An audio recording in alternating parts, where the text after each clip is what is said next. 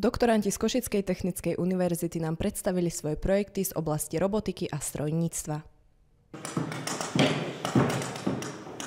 Máš asi ten laserový skúmavý, čo ti robí vlastne 270 stupňov?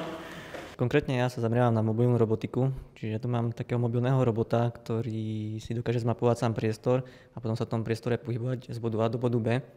Je to taký v podstate priemyselný manipulátor, keď potrebujete nejaké logistické dodávky niekde vo fabrike dostať, či už napríklad keď si predstavíte Kiu, nejaké dvere, ktoré putujú na nejakom vláčiku, tak toto je vlastne ten ťahač, ktorý je na začiatku toho vláčiku a putuje po tej fabrike vlastne úplne autonómne. Na tomto ústave sa zaoberáme najmä robotikou, priemyselnou robotikou a servisnou robotikou.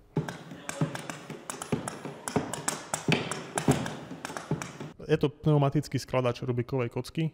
Je to klasický mechatronický exponát, ktorý v sebe kombinuje aj trocha matematiky, aj trocha programovania, aj trocha počítačového videnia a zároveň prevádza ten výstup na reálne pohybujúce sa komponenty.